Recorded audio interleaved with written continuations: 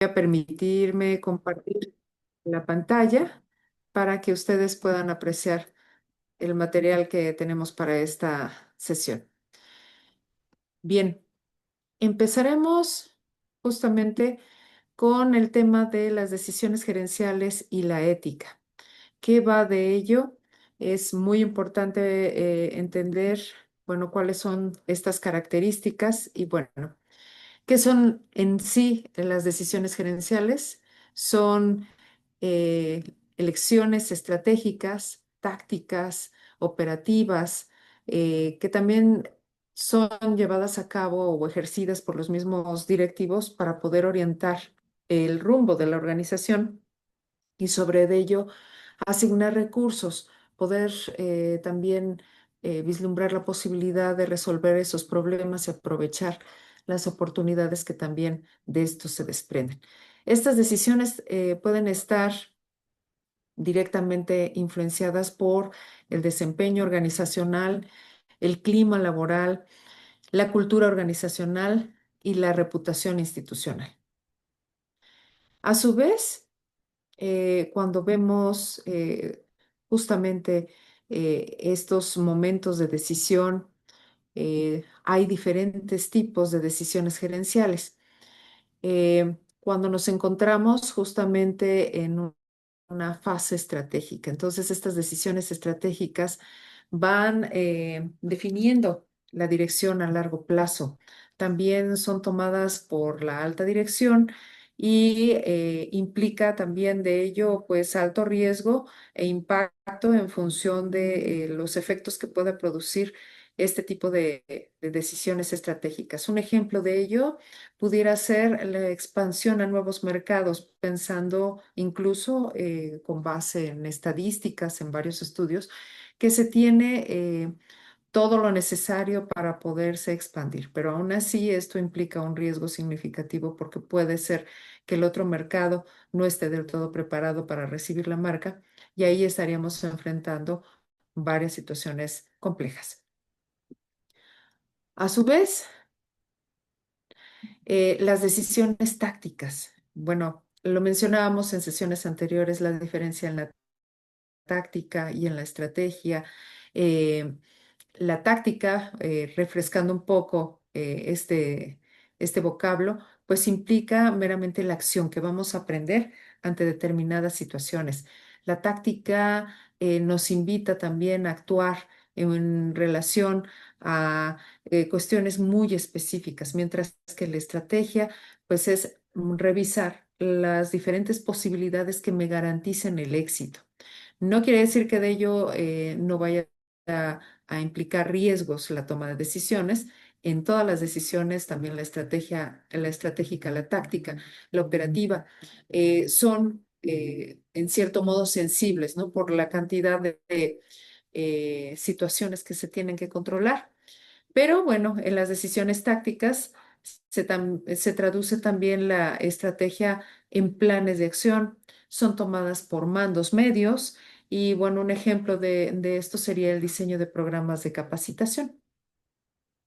Ahora bien, las decisiones operativas son aquellas que están relacionadas con la operación diaria.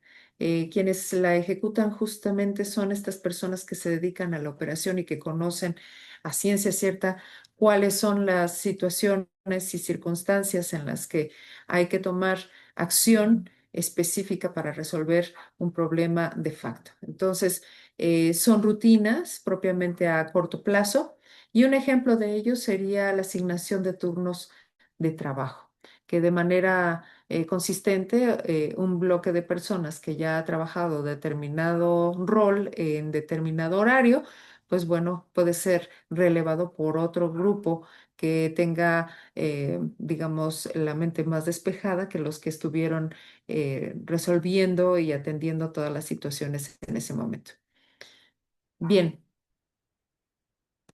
Ahora, en el proceso mismo de la toma de decisiones, hay elementos que son básicos y que debemos de contemplar, sobre todo el proceso ético y efectivo que en sí sí implica tener un cuidado muy especial sobre los hechos que se están presentando y las consecuencias que se pueden producir a partir de esas decisiones. Entonces, parte de estos elementos implica identificar el problema, analizar las alternativas que se tienen, la evaluación de consecuencias, que también es parte de esos impactos que tenemos que ir pulsando para ver la pertinencia también de la toma de decisiones, la selección de la mejor opción y la implementación. Después de llevar todos estos procesos y de estos pasos, implicará la evaluación de resultados, que esto nos va a permitir valorar si efectivamente todo lo que realizamos pues tuvo los resultados esperados. Ahora bien, desde la ética, este proceso también considera en gran medida no solo la eficiencia, sino también el impacto humano y social que trasciende también en los hechos de la misma organización.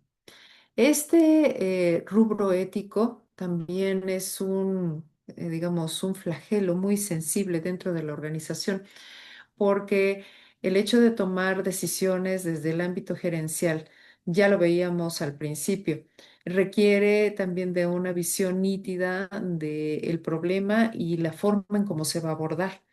Pero no solamente eso, implica también tomar en consideración esos principios morales y esos valores que en sí puedan estarme garantizando en este proceso de toma de decisiones las acciones que voy a emprender, que deberán de ser justas, responsables, coherentes, transparentes y sobre todo desde el principio elemental que es la ética, que ya lo mencionábamos en su momento.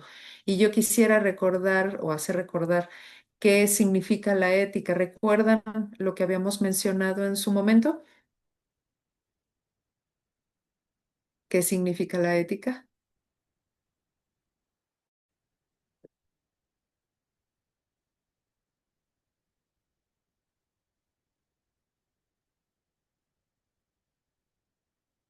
Buenas noches. Usted había comentado, pues, que son así la parte de nuestros principios que tenemos, pues, como persona, ¿no? Entonces, todos los principios que tenemos como persona y que dentro de nuestras empresas o nuestras instituciones, pues, se deben de ir cultivando, entonces, se deben de ir demostrando y trabajando todos los días esa parte de la ética, porque tenemos que ser congruentes con nuestra personalidad que vamos teniendo en cada uno de nuestros papeles que vamos fungiendo.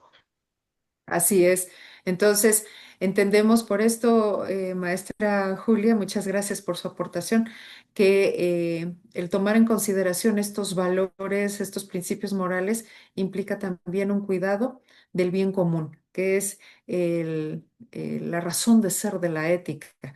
Entonces, estos principios éticos que son clave se ven reflejados en todos estos eh, puntos que marco aquí, que es la honestidad, la integridad, la justicia, la responsabilidad, el respeto a las personas y la transparencia.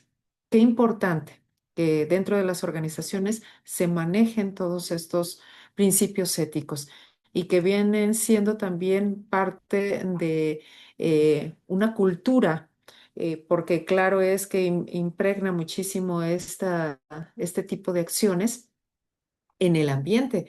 Si una institución no se maneja con honestidad, con justicia, con integridad, bueno, ahí hay algo que realmente está afectando no solamente el clima, sino también a las personas. De ahí la importancia de que ese bien común se cuide a través de estos principios éticos clave. Ahora bien, el juicio moral y la responsabilidad. Dentro de ello, implica evaluar si la decisión que vamos a tomar goza de estas características, que sea legal, que sea justa, que pueda respetar la dignidad humana y que también se pueda considerar a todos los grupos de interés, los famosos stakeholders, que en este caso estamos hablando de los clientes, los proveedores, la sociedad, los contextos educativos, eh, también nuestros clientes internos que vienen siendo nuestros mismos colaboradores. Entonces, todos los grupos de interés también tendrán que estar considerados en este juicio moral para evaluar esa decisión y que realmente cumpla con estas características.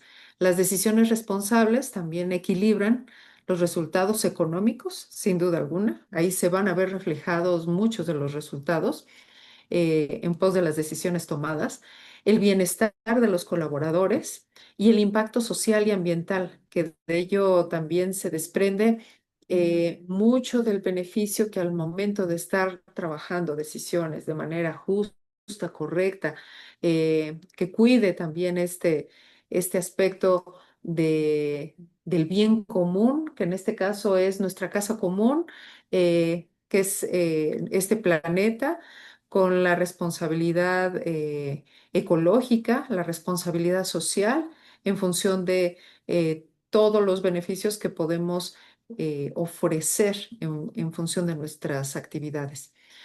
Ahora bien, hay modelos éticos aplicados a la toma de decisiones. Vamos a ver estos modelos éticos.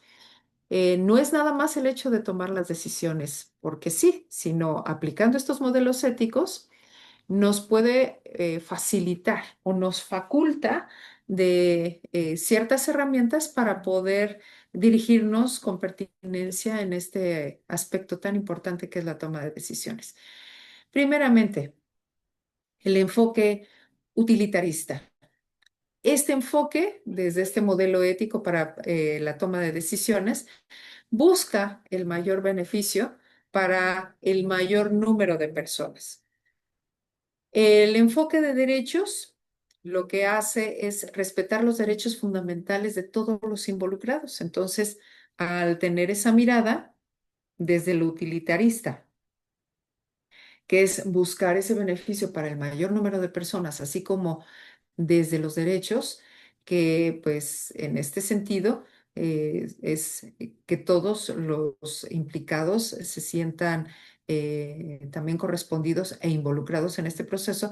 También de ello se acompaña con el enfoque de justicia, que esto promueve la equidad y el trato justo. Entonces aquí estamos garantizando propiamente que la toma de decisiones desde este enfoque va a proveer todo lo necesario para que de ello haya los elementos claves en función de todo lo que estoy considerando para el beneficio de todos. Y el enfoque por valores o el enfoque de valores, que este también nos permite alinear las decisiones con los valores organizacionales. Entonces, si nosotros tenemos claros cuáles son los valores de nuestra organización, no vamos a tener ninguna dificultad para tomar decisiones conforme a estos enfoques. Si ustedes observan estos enfoques, claro que nos orientan a que nuestra decisión la validemos.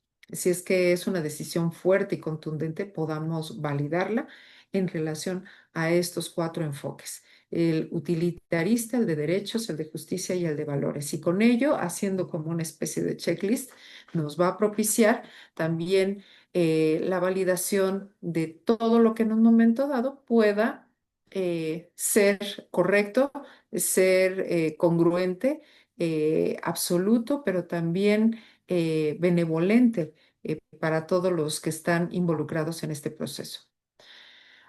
Esto no nos quita que no tengamos que prestar atención y lo difícil que es también atender estos dilemas éticos en la gestión. Un dilema ético surge cuando se dan determinadas situaciones. Para ello existen alternativas con consecuencias morales opuestas y no hay una solución claramente correcta, sino lo que se busca en estos dilemas éticos es que se vean afectados el menor número de personas en función de las decisiones que se están tomando. Así de fuerte puede ser un dilema ético. Y estos ejemplos van de la mano con algunos despidos masivos para reducir los costos, que aunque no quiera la misma organización, tiene que forzar la circunstancia para poder equilibrar la carga de la misma institución.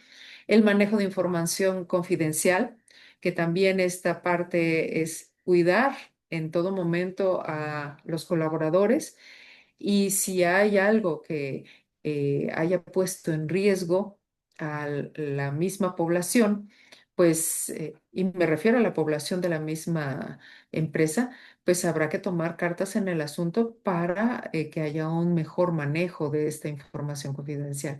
Algunos conflictos de interés que muchas veces, y lo mencionábamos en una de nuestras sesiones, pareciese que tener al compadre, al hermano, al cuñado, pues es marcado como nepotismo.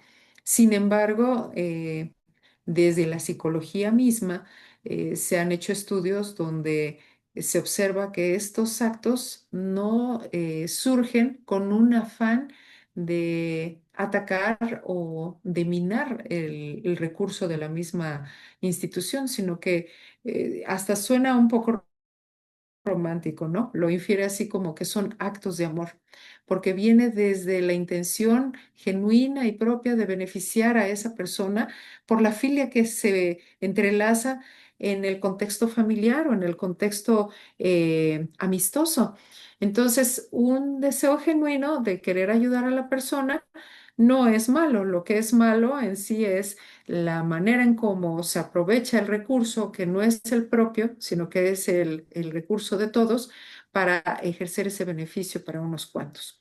Entonces, ahí tenemos que prestar mucha atención en estos conflictos de interés y bueno, las prácticas de favoritismo o de corrupción, que también son parte de estos dilemas éticos y que cuando se ejercen malamente, pues hay que tomar cartas en el asunto para atender esta situación. Ahora, desde la ética, el liderazgo y la cultura organizacional, las decisiones gerenciales modelan el comportamiento de la organización. También pueden establecer lo que es aceptable o inaceptable, aquello que vamos a declarar prácticamente como nuestra política dentro de la institución o va a ser meramente un reglamento en el cual nos vamos a ceñir todos con el afán de poder de ello ejercer y estructurar posibles mecanismos para la buena convivencia y la buena relación entre todos los miembros existentes en una organización. E influye directamente esto en la cultura organizacional. Por ello, el hecho de llevar a cabo un liderazgo ético va a propiciar y fomentar confianza entre todos los colaboradores, va a poder reducir esos conflictos, va a fortalecer también el compromiso y mejorar la reputación institucional. Ahora bien, veamos las herramientas con las que contamos para la toma de decisiones éticas. Tenemos los códigos de ética, que al ser un código tenemos que revisarlo, comprenderlo y asumirlo. Las políticas de cumplimiento, que ya lo veíamos en la sesión anterior, el compliance, viene siendo estos acuerdos que tenemos de manera oportuna con todos los miembros de la organización y que acorde a los lineamientos y a la aceptación de ellos, pues quiere decir que estamos en mejor circunstancia para que todos entendamos cuáles son nuestras responsabilidades, nuestros deberes, nuestras obligaciones, pero también nuestros derechos. Los comités éticos, que son ese grupo de personas que gozan de una calidad moral de estatura, que se distinguen por buenas prácticas, por ser respetuosos, por generar el bien común y bueno, cada uno de sus miembros tendrá que sesionar en algún momento para tomar en cuenta y trabajar algunas de las decisiones o dilemas que deban de atenderse dentro de la organización para darles un tratamiento justo y equitativo para beneficio de todos los miembros de la organización. También dentro de las herramientas de decisiones éticas se encuentran los canales de denuncia. Si nosotros sabemos con quién dirigirnos al momento de que estamos observando una situación que enrarece el clima organizacional, que enrarece las mismas circunstancias de trabajo, de colaboración, de los mismos derechos de cada uno de los trabajadores, pues bueno, saber con quién me puedo dirigir para poder frenar este tipo de prácticas. Y la capacitación ética continua. Esto no es nada más de reconocer y ver en un retablo a la entrada de la organización que tenemos valores. Los valores hay que ejercerlos. Entonces, ¿qué hacemos cuando se integra algún nuevo miembro de la organización que se acaba de adherir a la misma empresa y que en sí el hecho de que le den un curso de capacitación y de inducción al puesto no quiere decir que en ese momento sea el único en el cual tengamos que hablar de la ética? La ética se tiene que fomentar y es parte también de los protocolos de capacitación que son necesarios para dotar a todos de las herramientas oportunas para ejercer un buen clima laboral. Esto se traduce en un buen clima laboral.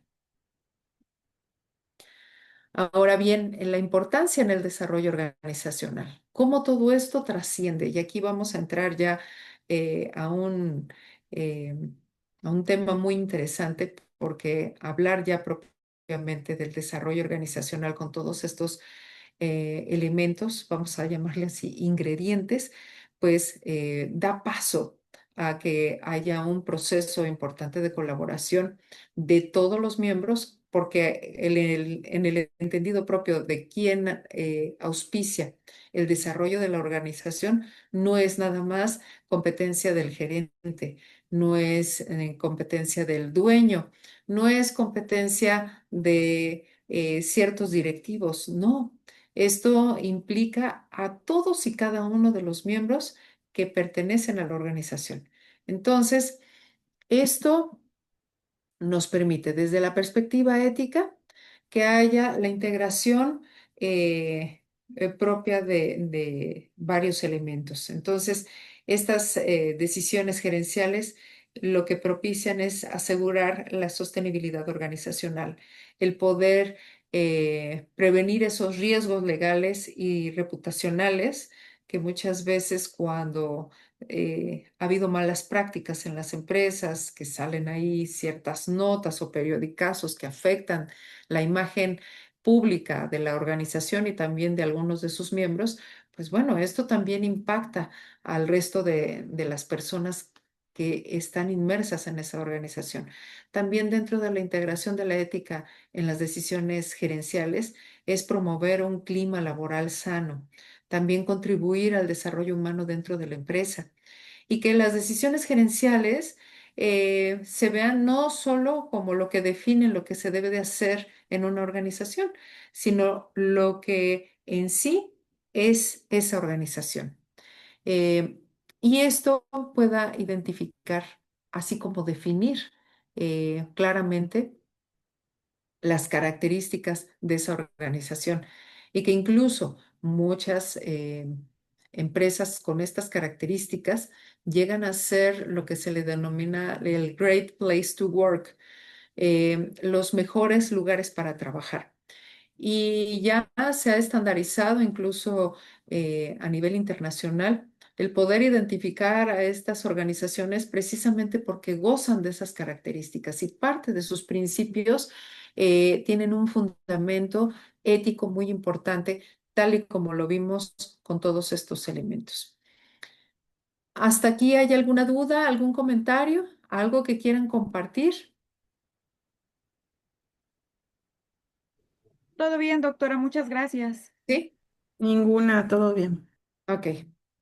Esto yo les invito a que lo vayan poniendo sobre la mesa en función de ese análisis que pueden hacer con la misma organización en donde colaboran. Hay muchos detalles dentro de este corte ético que es importante tomar en consideración y sobre ello, pues parte de este ejercicio invita a que hagan una reflexión sobre la forma en cómo realmente se desempeña la ética en sus organizaciones. Bien, pasando ahora a lo que es el diseño organizacional. ¿Qué es el diseño organizacional? ¿Qué conocen ustedes del diseño organizacional?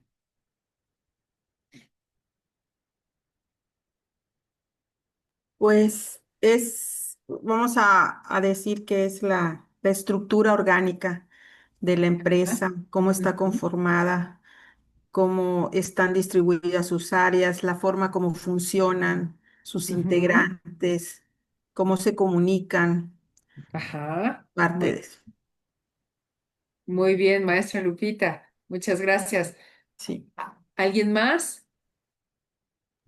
Pues es como tal, considero la estructura, ¿no? De la Ajá. organización, de cómo se dividen todas las áreas, ¿no? Las jerarquías y puestos, actividades de trabajo en general. Así es. Bien. Muy bien, maestra Yulisa. Muchas gracias. Eh, Parte de estos elementos que ustedes mencionaron como estructura organizacional emanan propiamente del diseño. Y el diseño es tener precisamente eh, esas características, ese proceso del cual pues vamos a definir la estructura que va a tener nuestra empresa, porque a partir del diseño vamos a distribuir el trabajo con los colaboradores, se va a definir quién va a ser la autoridad, quién va a llevar a cabo las coordinaciones, em, cómo va a ser la comunicación, si esta va a ser eh, escalonada, de arriba a abajo, de manera horizontal. Eh, Aquí es donde se definen los objetivos estratégicos de manera eficiente y coherente. Y bueno, antes de hablar propiamente de las estructuras, primero se piensa cómo va a ser, cómo queremos que sea nuestra empresa, cuál va a ser el proceso que se debe de seguir para poder definir todos estos elementos que acabo de mencionar. Y esto del diseño organizacional no es meramente que se trate de los organigramas o de la manera en cómo vamos a repartir a las personas, sino porque eso sería una forma fría de poner a las personas en determinados rubros. No, debe de haber una reflexión que nos invite a entender cómo es que realmente es nuestra organización y cómo pretendemos que ésta funcione. Entonces, los objetivos del diseño organizacional son alinear la estructura con la estrategia. Si yo ya tengo planteada una estrategia y quiero que la organización se comporte de determinada manera y que tenga determinadas áreas, bueno, esas áreas también vienen siendo parte de esa estructura que a partir del diseño nos da justamente esta clarificación de roles y de responsabilidades, la posibilidad también de facilitar la coordinación y la comunicación, el hecho de poder mejorar la toma de decisiones o bien de poder incrementar la eficiencia y la flexibilidad, entendiendo la flexibilidad no como laxitud, sino la flexibilidad de poder hacer cambios sustantivos dentro de los roles que desempeña cada uno de los colaboradores, porque tenemos una estructura que permite que todo colaborador conozca al 100% la operatividad de su área. Y esto también incita en gran medida a apoyar los procesos de cambio. Es decir, estamos hablando de organizaciones dinámicas que acorde a la definición propiamente de la estructura a partir del diseño de la organización nos va a llevar a este proceso constante de cambio. Es decir, va a haber entornos en los cuales no vamos a estar eternizados ahí por mucho tiempo desempeñando una función. Ese es un momento. Habrá otro momento en el que tenga que aprender de otras áreas y de otras funciones con el afán de volverme experto dentro del área y a su vez que esto se convierta en un entrenamiento para el futuro liderazgo que me pueda implicar estar al frente de la misma organización. Entonces, los elementos clave del diseño organizacional, primeramente, son la división del trabajo, que este nos invita a fragmentar y a especializar las áreas. También el hecho de definir cómo deben de funcionar y la multihabilidad, es decir, ese enfoque flexible, el cual mencionaba hace un momento, el ser multihabilitado es que puedo conocer de mi puesto, pero también conozco del puesto de mi colaborador de al lado, de lo que hace mi jefe, de lo que hace el coordinador, y en algún momento, cuando incidan los cambios, estoy preparado y listo para poder ejercer una función con tales características y con esa perspectiva también evolutiva y de cambio. También está este otro elemento que es la departamentalización.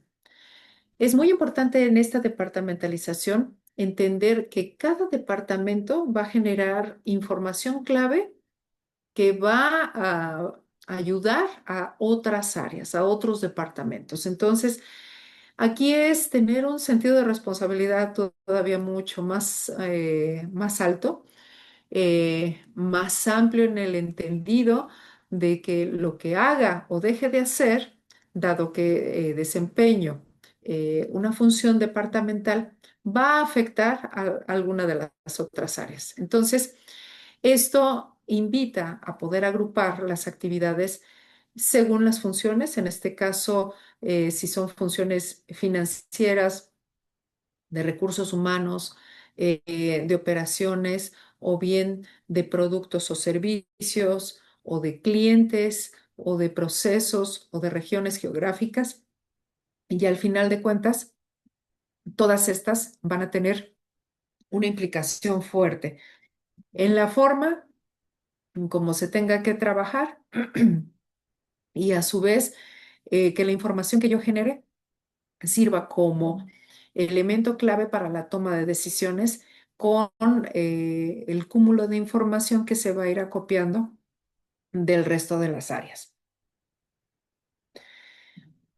También tenemos la jerarquía y la autoridad.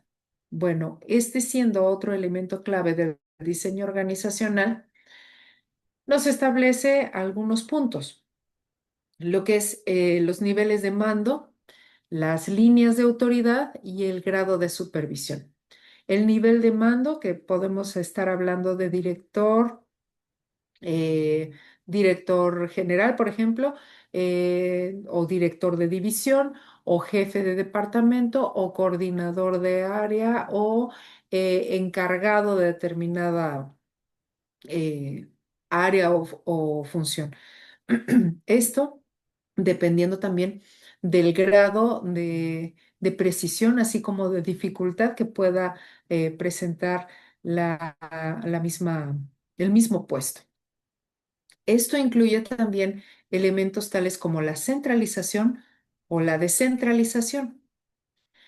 ¿Qué implicaría un proceso centralizado? ¿A qué se refiere esto? Dentro de lo que vienen siendo estos niveles de mando, podemos ver organizaciones donde para mover prácticamente un árbol que está en una banqueta y que implica el paso y el acceso a determinados procesos operacionales, tenemos que pedirle permiso al área centralizada, es decir, a donde se encuentran las cabezas grandes de la organización para que puedan autorizar el cambio de ese árbol que implica la entrada de la empresa. Cuando un proceso es descentralizado es que no hay necesidad de pedir la autorización al área central, sino tenemos esa autonomía de poder tomar las decisiones para poder ejecutar, volviendo al ejemplo, el quitar ese árbol que está obstruyendo la entrada para ciertas maniobras de operación. Entonces, también esto va de la mano con la amplitud de control. Si hay un área centralizada que maneja toda esta información, trabajando desde una estructura departamental, y que no es nada más la única estructura que funciona de esta manera. Hay otras estructuras que también implican un organigrama con determinadas características que ayudan o contribuyen también a que el tema del control se vaya segregando en función de estas características. Ahora, en la centralización, pues vemos que si bien es cierto, puede reportar al área central mucha de la autonomía que se da y el control que se ejerce es meramente en esa operación en específico que se tiene en determinada empresa que viene siendo sede de una más grande y que al final de cuentas el tema de las operaciones llega a ser similar, pero en toma de decisiones viene resultando autónomo este proceso.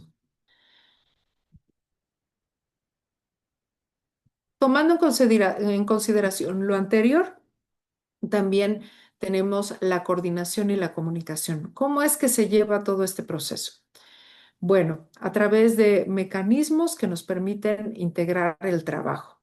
Y esto va de la mano con las reglas y los procedimientos que ya se deben de tener establecidos para poder coordinar el trabajo y que se sepa quién se va a encargar de hacer determinada cosa y qué reportes se deben de presentar al resto de las áreas y a su vez toda esta información cómo va a contribuir para la toma de decisiones. Las reuniones interdepartamentales. También siendo un mecanismo que nos va a permitir integrar el trabajo, va a auspiciar momentos de diálogo y de comunicación que ayuden que en este proceso colaborativo, donde en función de los impactos que producen en otro, y a su vez puedan coordinar todas sus acciones de forma tal que todos caminen sobre el mismo propósito. Los sistemas de información, que generando toda esta información que es clave, propia de cada área, de cada departamento, al momento de que ésta se concentre en este sistema de información, pues vamos a encontrar de ello y discurre una minería de datos importantes, de la cual también nos va a permitir tomar decisiones y allegarnos también a propósitos de crecimiento y desarrollo para la misma organización. Y los equipos transversales, que estos a su vez favorecen las acciones que en otros equipos que son más disciplinares realizan determinadas actividades, pero estos que son transversales son los que brindan ese apoyo a los equipos disciplinares para favorecer determinadas actividades. Y con ello, pues pueda crecer la misma organización en relación al trabajo colaborativo y conjunto que realizan todas las áreas. Vemos aquí también otro elemento que es la formalización. Cuando nosotros formalizamos el trabajo, estamos dando por evidente que las mismas actividades no deben de pasar desapercibidas. Estas deben de estar documentadas, también deben de estar estandarizadas. ¿A qué me refiero con esta estandarización de los procesos o de las actividades? Bueno, que deben de ser prácticamente iguales en todas las áreas, pero diferentes en función de los contenidos y de los aspectos que cada una debe de atender. Y que debe de haber también una imagen institucional que sea ostentada por todos estos departamentos y que esto permita también estandarizar la forma de comunicación, el diálogo que se debe de establecer en ello y algunas funciones también dentro de las actividades que deben de ser reglamentadas. También para que de ello haya un control específico de todos los procesos. Ahora, si bien es cierto que todos estos elementos contribuyen a la misma organización, también es importante definir que hay tipos de estructuras organizacionales y cada una de las estructuras tiene características especiales. La estructura funcional tiene la característica de agrupar estas funciones especializadas. ¿Cuál es su ventaja? Pues la eficiencia y la especialización, mientras que sus desventajas vienen siendo los hilos organizacionales, que en este caso es eh, solamente centrarse en lo que se sabe hacer y no involucrarse en las actividades de otras áreas. Entonces, eso va sesgando también la información. Sin embargo, no deja de ser funcional. La estructura divisional. Esta está organizada por productos, mercados o regiones. Aquí vemos que parte de sus ventajas es ese enfoque que se tiene en los resultados, pero la desventaja es la duplicación de recursos, que muchas veces estas mismas actividades se duplican, dada la estructura que posee por ser divisional y que dependiendo del mercado, pues tiene que responder también a ciertos requerimientos. La estructura matricial. Esta combina una estructura funcional y por proyectos, lo cual favorece a la flexibilidad y a la colaboración, aunque algunas de sus desventajas es que haya doble autoridad. Precisamente por tener esta estructura de matriz, pues hay una manera clave e importante de cómo se deben de llevar a cabo las actividades. Sin embargo, tenemos que hacer caso a 2 o 3 jefes precisamente por la estructura. También está la estructura por equipos. Esta estructura por equipos, y bien lo menciona ya el nombre, no estamos hablando de grupos de personas, estamos hablando ya de equipos y más aún de equipos autogestionados. Es decir, estos equipos están 2 o 3 escaloncitos más arriba. ¿Por qué? Porque gozan ya de cierto conocimiento, un específico dominio de las actividades, una capacidad también importante para la toma de decisiones. Y bueno, parte de las ventajas es la agilidad y la innovación con la que resuelven todas sus actividades y la toma de decisiones, pero también parte de sus desventajas es que requiere una alta madurez organizacional. Es decir, para que haya equipos autogestionados se tiene que pasar por muchos procesos de entrenamiento, de dinámicas, de tolerancia y de conocimiento también de los mismos procesos que ayuden en gran medida a poder hacer que esos equipos autogestionados logren este estándar de madurez organizacional. También encontramos dentro de estos tipos de estructuras organizacionales la estructura ágil o estructuras ágiles y de red. Estas estructuras ágiles se caracterizan por ser organizaciones horizontales, también porque hay una reducción de las jerarquías, es decir, al hablar de que son organizaciones horizontales, es que todos invariablemente trabajan en la misma plana. Es decir, puede haber un director de mercadotecnia, un director de operaciones, un director de recursos humanos, pero no hay alguien arriba de ellos. Todos son directores y todos están al mismo nivel. Y hay un uso intensivo de la tecnología. Con este afán de ser estructuras ágiles y de que no se tenga que pedir la autorización de un jefe que esté por arriba de nosotros, entre nosotros bien podemos establecer un diálogo y una estrategia también de comunicación importante para desahogar rápidamente las necesidades o las solicitudes que se están teniendo y sobre de ello pues imperar también parte de las decisiones que sean prontas, ágiles, usando la tecnología para validar que la decisión que se está tomando pues es la más acertada de todas las posibles decisiones a tomar. Bien, dentro del diseño organizacional también se asoma el proceso estratégico. Y es que el diseño debe de responder a la estrategia y no al revés, no la estrategia al diseño. Entonces, es muy importante aquí ver cómo funciona, cómo se relaciona también este tema de la estrategia con el diseño. La estrategia que da a una organización da estabilidad, innovación, crecimiento y transformación digital.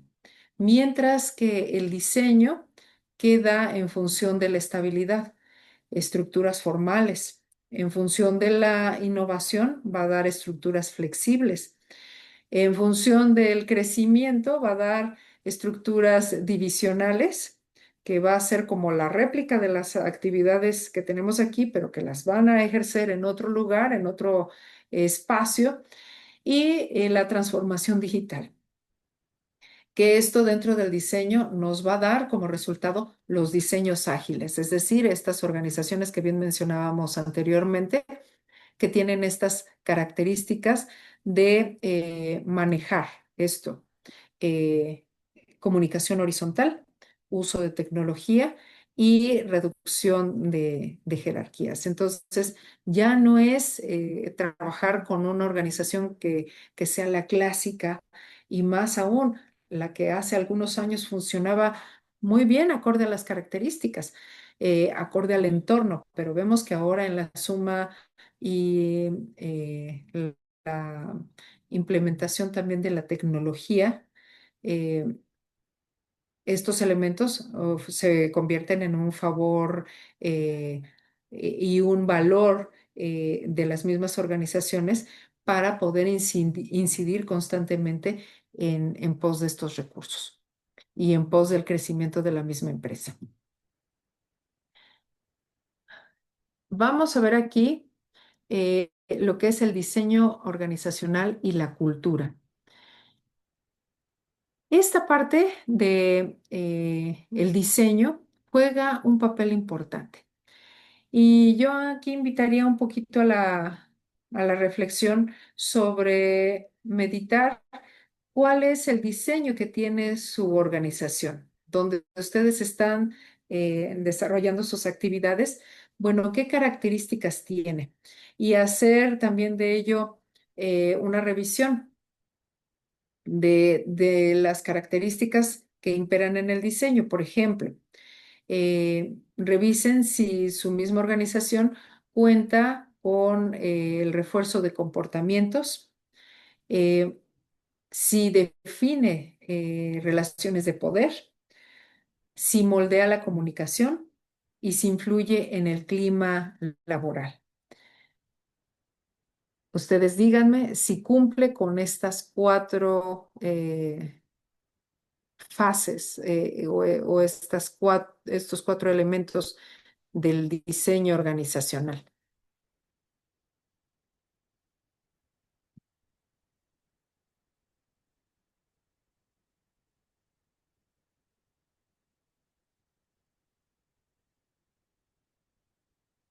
¿Cuenta con estos elementos que acabo de mencionar?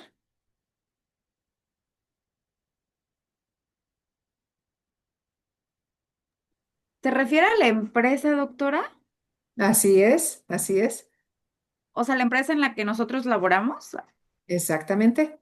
Ah, ok, ok. Dentro de su diseño, cuenta con estas características porque aquí estamos viendo ya del diseño organizacional a la cultura.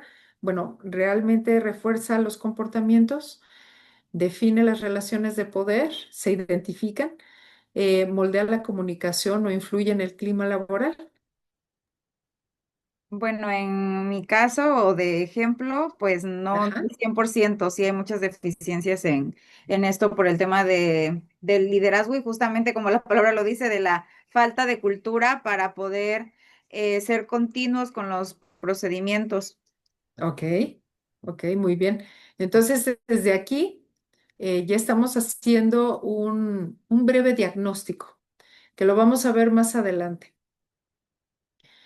Y qué bueno que compartes esto, maestra Yulisa, porque eh, muchas de las organizaciones piensan que por el hecho de tener ya una estructura, de gozar de un organigrama, de poseer también elementos de comunicación, de formalizar muchos de de las funciones, bueno, consideran que ya tienen todos los elementos importantes afinados y que parte de lo que es el diseño organizacional independientemente de si empezaron con un organigrama o primero se definió la estructura y luego se pensó que esa estructura no funcionaba y empezaron a añadir otros elementos para poder ensanchar propiamente las funciones de la organización. Bueno, quiere decir que no empezaron acorde a como deberían, sino que fueron parchando muchos de los procesos. Es por eso también la importancia de revisar cómo está la estructura de nuestra organización y si es necesario que podamos hacer un aporte significativo a revisar el diseño organizacional, porque de este también se impregnan muchos elementos de la cultura, será un ejercicio muy loable para las mismas organizaciones. Hay un elemento que es clave y es que una estructura rígida refuerza el control, mientras una flexible fomenta la autonomía. Y esto nos lleva a reflexionar hacia dónde queremos llevar realmente nuestra organización.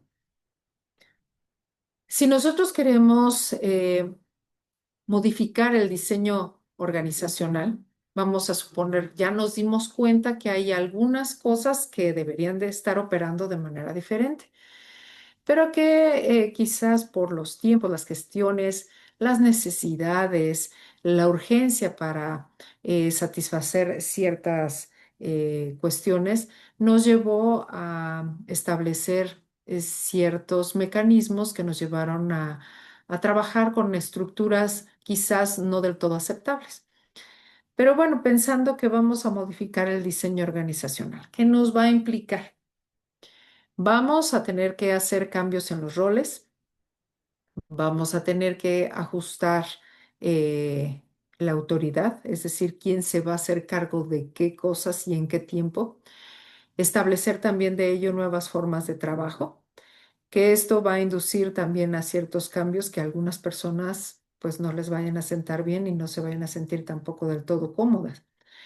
Por ello, se requiere establecer, cuando emprendamos un cambio de estas características, una comunicación clara, también gestionar muy bien las resistencias y, bueno, trabajar en el tema de la capacitación para hacer ver, hacer vamos a decirlo así, visible la necesidad de los cambios, porque puede ser que en la rutina y en la actividad cotidiana y el asumir que, bueno, así se ha hecho siempre y lo normalizamos, pues no se perciba esa necesidad de cambio. Por ello, es importante la capacitación para hacer ver que realmente se necesita ejercer hacer un cambio. Llevar a cabo todo esto a partir del acompañamiento ADKAR.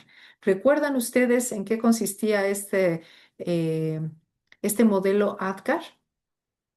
Lo vimos la sesión anterior.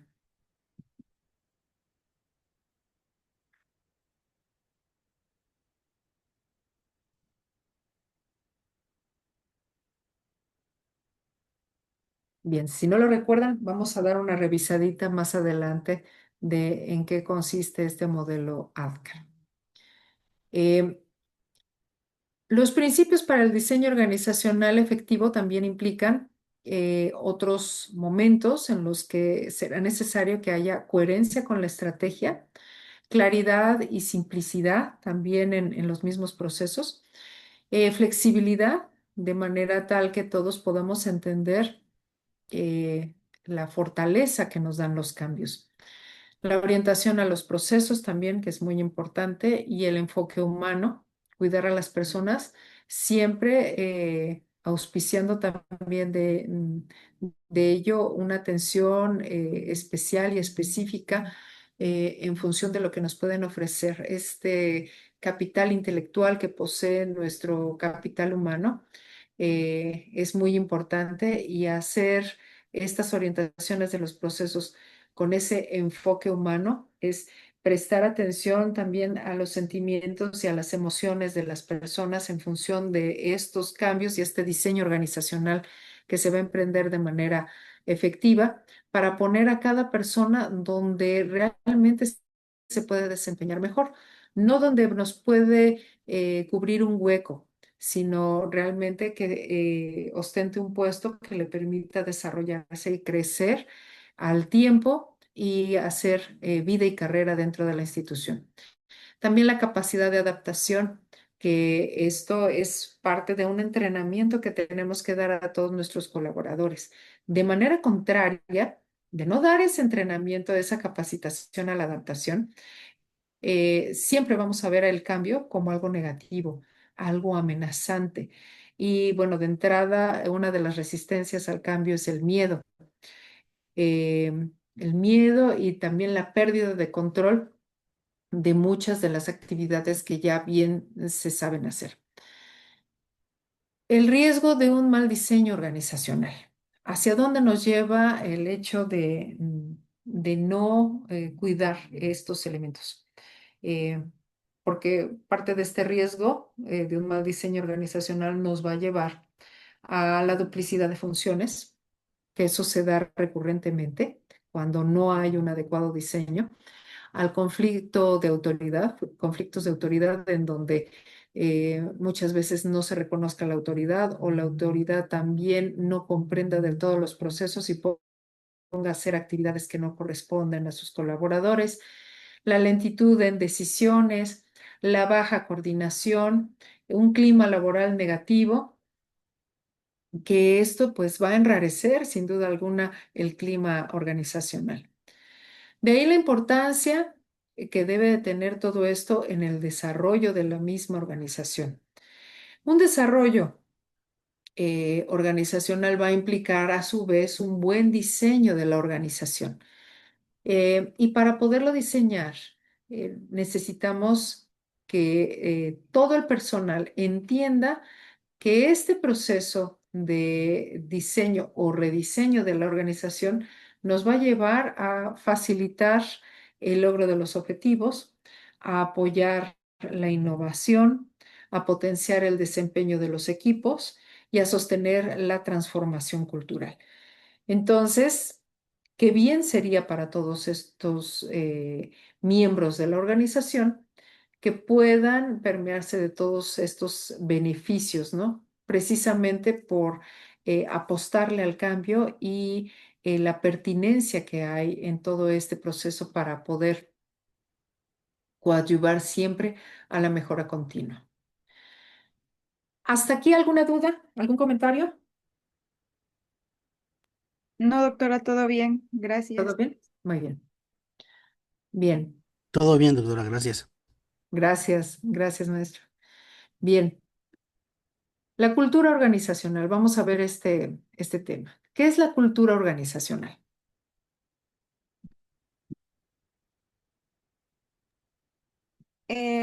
Bueno, yo sé que son todos estos,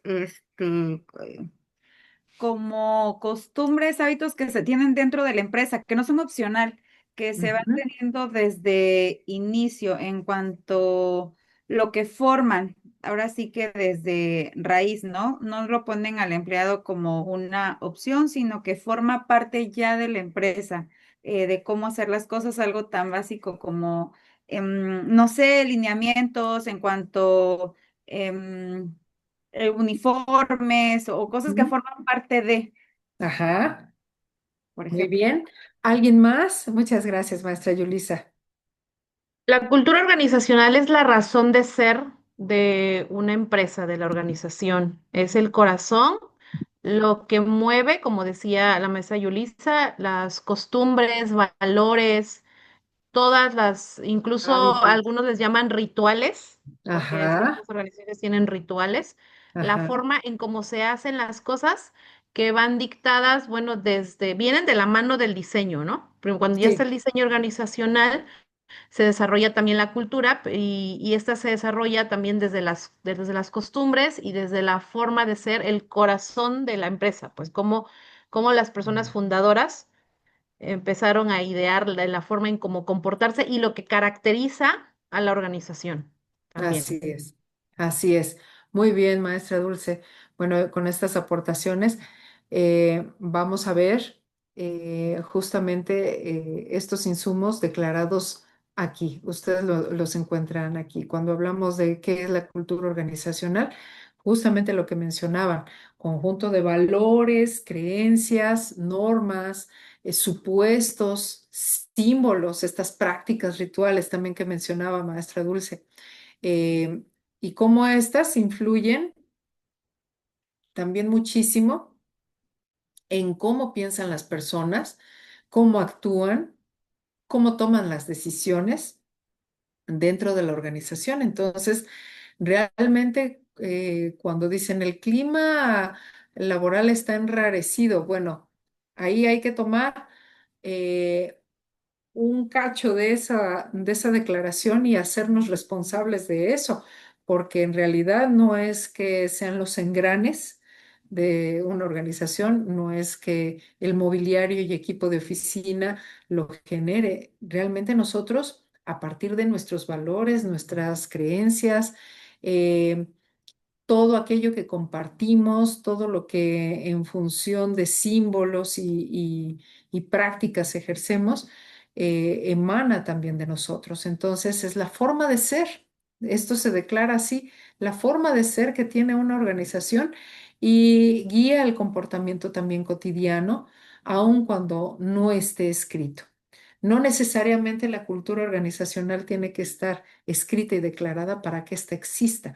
Entonces, es como algunas políticas. Las políticas que están escritas muchas veces no son del todo las que se ejercen, sino hay políticas que se ejercen y ni siquiera están contempladas. ¿Por qué? Porque estas las dinamizan cada uno de los miembros de la organización.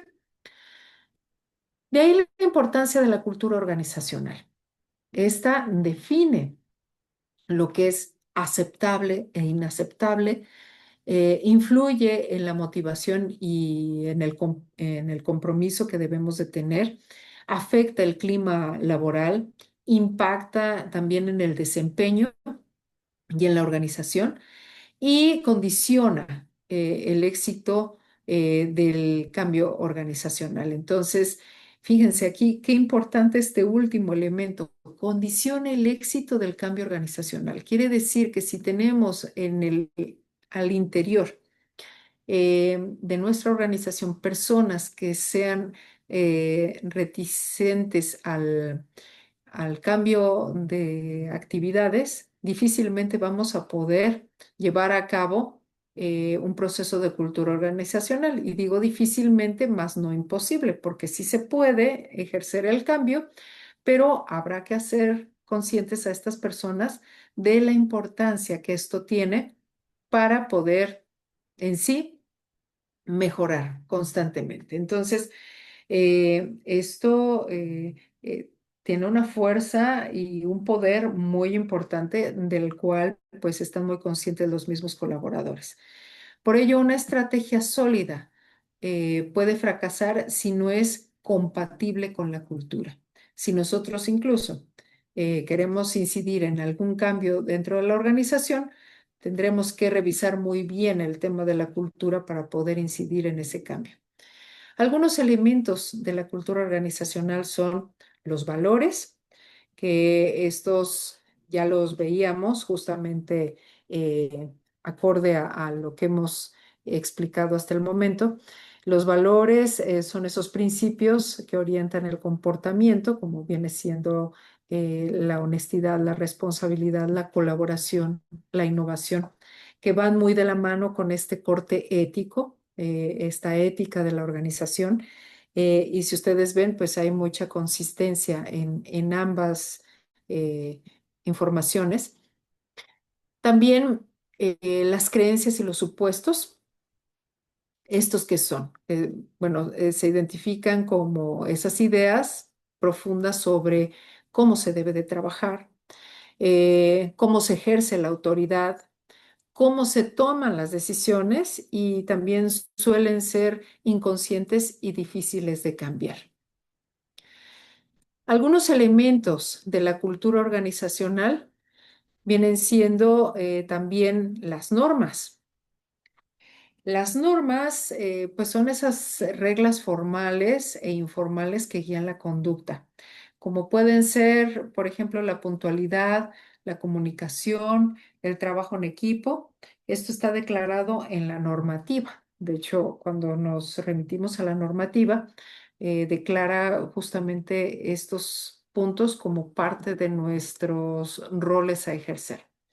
También los símbolos. Los símbolos son esos elementos visibles que representan la cultura, como puede ser el lenguaje, los rituales, las historias organizacionales, los espacios físicos, la misma vestimenta que vamos a usar también tiene elementos importantes, visibles totalmente, y con ello podemos identificarnos incluso ustedes lo pueden ver con los mismos empleados bancarios, la forma en cómo se visten, bien podemos identificar a qué banco pertenece cada uno de ellos.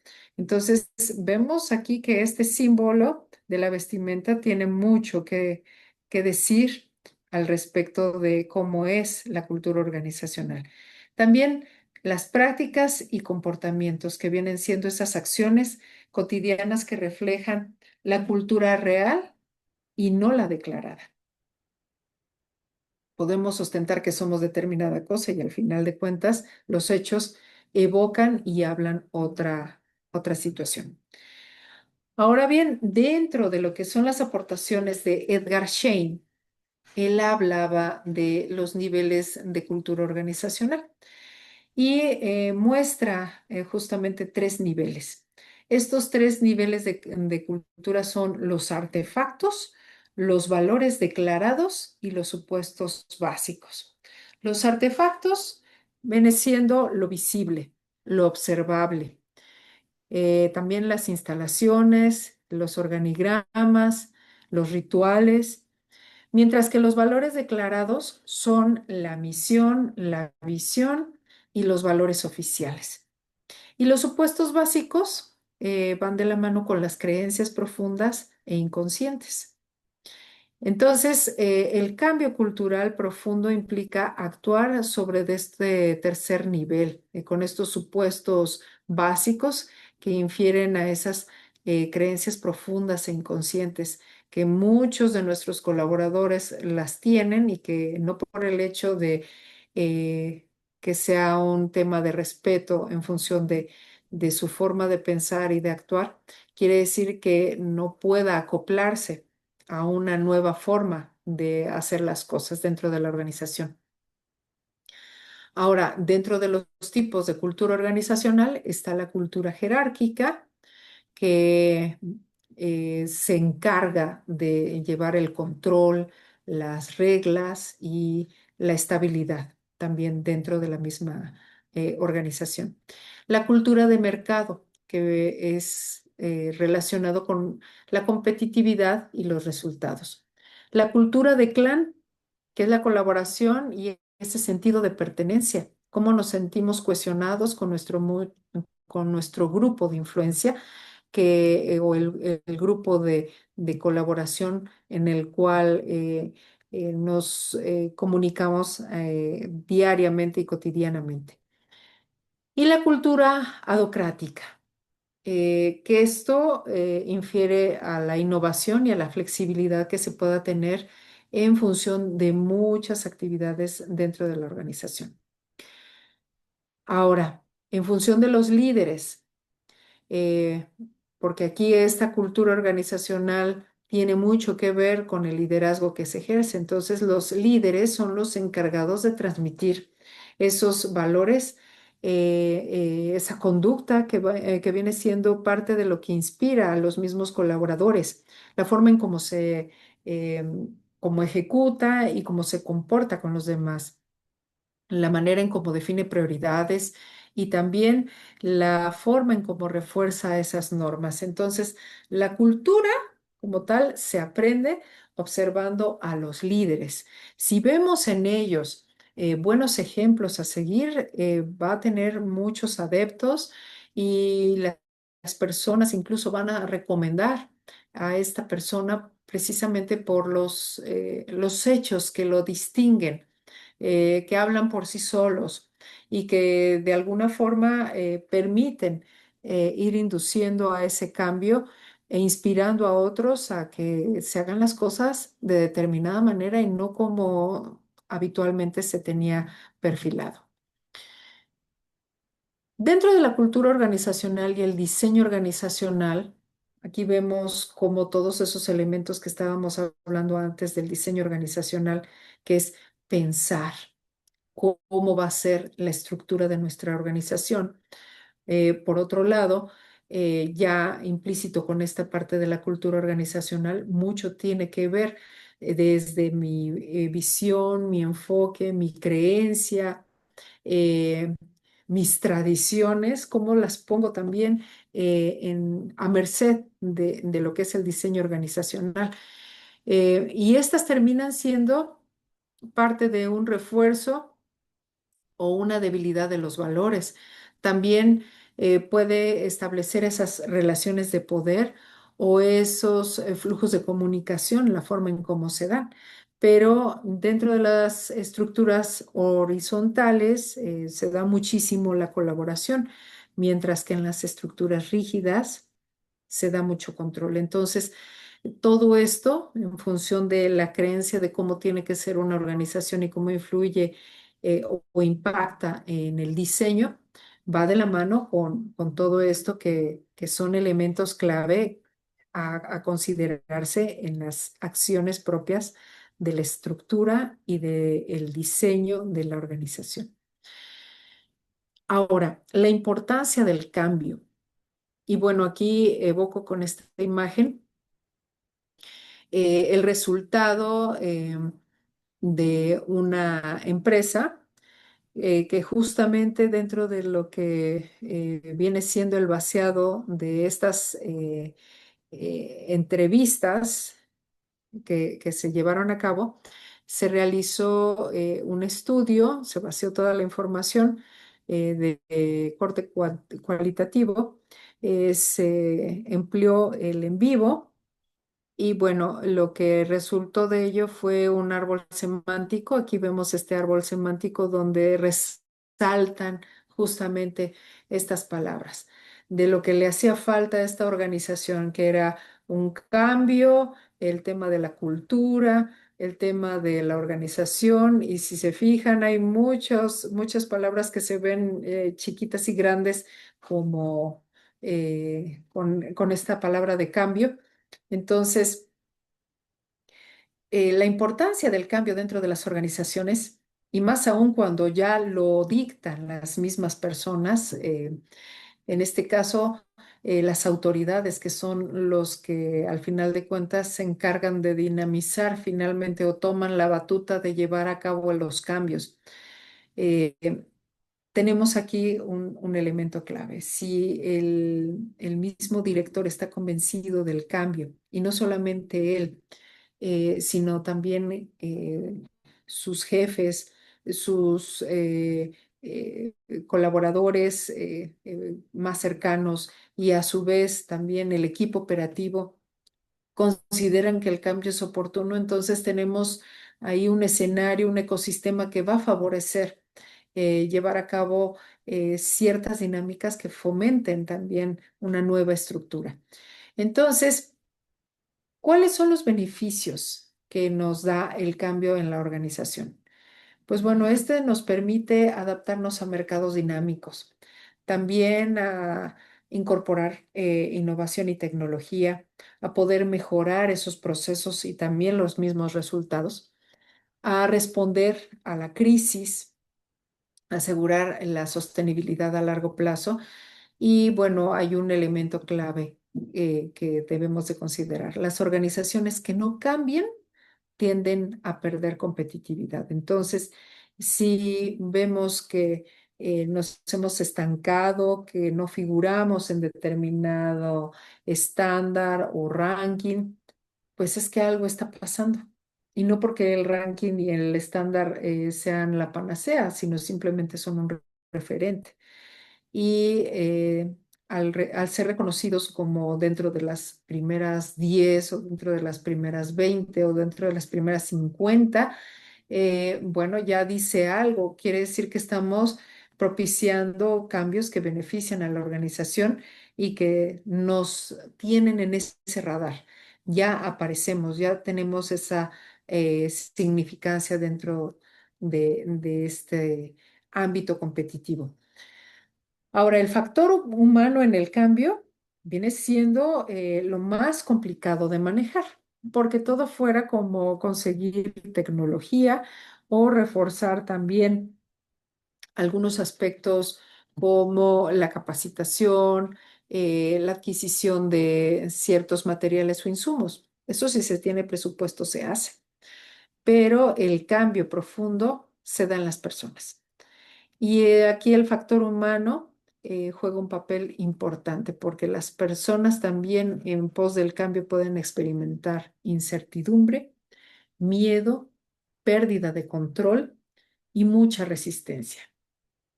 Y el cambio ocurre persona por persona. No quiere decir que esto sea el barrido de un departamento y por obra y gracia de una varita mágica, ya todos se convirtieron, ya todos conocen la información y todos ya saben cómo van a operar. Definitivamente esto no funciona así. El cambio se da de persona a persona y es ahí cuando tenemos que tomar en consideración lo importante que es asumir estos cambios. Hay riesgos que debemos de contemplar de la cultura organizacional disfuncional porque este nos va a detonar en resistencias al cambio, en faltas de compromiso, en conflictos constantes, en clima laboral negativo y también pérdida de talento, porque al haber tantos problemas, muchas veces las personas que no quieren perder el control de su puesto ni asumir los cambios, prefieren votar a las personas que sí saben trabajar, que sí han incidido en cambios o hacen aportaciones significativas porque definitivamente el resto de las personas que no ven esos aportes como un beneficio, sino como una agresión, resulta ser complejo y bueno, eso lleva también a la pérdida de talento. La resistencia al cambio. ¿Cuáles son las causas de la resistencia al cambio? La falta de información, primeramente. La pérdida de poder. Muchos consideran que estando la estructura de esta manera, pues van a mantener el poder y a partir de tener el poder, pues van a poder hacer muchas cosas, pero ese es el mayor temor con esta resistencia al cambio, el poder perder el poder. Experiencias previas negativas también que se llegan a tener, la falta de habilidades y una cultura rígida que en lugar de propiciar digamos, un proceso evolutivo y de mejora constante, prefieren quedarse ensimismados en los mismos procesos en lugar de tener una mente abierta que fomente también la colaboración y el trabajo en equipo. También dentro de estas resistencias al cambio están los tipos, que es abierta, pasiva y oculta. Una resistencia al cambio abierta es aquella donde se manifiesta el malestar. De plano se declara y se dice que están totalmente inconformes, que no hay necesidad, que para qué tanto alboroto con querer hacer tal o cual modificación. Y bueno, hay una queja explícita. La pasiva es que nos sonríen por acá y, ay, qué bien, qué bueno que vamos a hacer los cambios, pero por atrás es, pero ¿a quién se le ocurre hacer estos cambios? Y esto nos va a afectar en esto y esto y esto. Y bueno, ¿y qué tal si vamos haciendo un oficio donde podamos externar que estamos en contra de esto? No lo dicen, no dicen en abierto, sino es así como van mesurando. Y aquella donde ni siquiera hay una expresión, al parecer todo se ve muy bien, pero ocultamente están trabajando una serie de estrategias para prescindir de ese cambio y mantener su resistencia. Entonces, esta parte también contempla los ámbitos del cambio organizacional. Si bien es cierto que puede haber resistencias en muchos aspectos y factores, también es importante prestar atención dónde se van a dar los cambios, dónde va a ser el ámbito de los cambios. Y por ejemplo, aquí puede ser un cambio estructural que contemple el tema de un diseño de la organización, modificar en sí la estructura. Por otro lado, se puede dar el cambio tecnológico en términos de añadir un nuevo sistema o digitalizar muchos procesos. También la cultura, que puede tocar valores y comportamientos y declarar aquello que consideran que es oportuno y viable, aquello que de plano no tendría que ser una práctica dentro de la organización. Este factor humano, donde también se valoren las competencias, las actitudes y que esto sea observable y calificable y eh, también reconocido, en función de las aportaciones para aquellos que hacen muy bien su trabajo y que se esfuerzan constantemente, de aquellos que definitivamente prefieren estar pues solamente eh, dejando pasar el tiempo, ¿no? Sin hacer aportaciones sustantivas en el tiempo en el cual están ocupando un espacio y haciendo uso de su tiempo y del tiempo de los demás. Y también la parte estratégica, que esto va en función a la visión y al modelo de negocio que se tiene. Ahora, dentro de los tipos de cambio organizacional tenemos el cambio incremental, que este va siendo paulatino, pero gradual, continuo, con ajustes pequeños, pero que al final de cuentas esos ajustes pequeños en su cúmulo van dando como resultado buenos ajustes. También un bajo nivel de resistencia donde se entiende que esos cambios son necesarios, ¿no? Un ejemplo vendría siendo la mejora de los procesos internos y que viene desde mejorar un formato hasta hacer ya un cambio significativo en todo un proceso donde implica a diferentes áreas. El cambio radical, este es disruptivo, profundo, va a trastocar el tema de la estructura y también la cultura. Y este tendrá un alto impacto emocional en las personas. ¿Por qué? Porque estaban acostumbradas a hacer determinadas actividades con cierto tiempo, con determinadas herramientas, y ahora tendrán que hacer eso mismo que venían haciendo, que viene siendo parte de su trabajo, pero con algún otro sistema, o cambiar algún área donde las personas quizás cambiaron funciones y tuvieron que, dentro de esta reestructuración, hacer ahora otras actividades.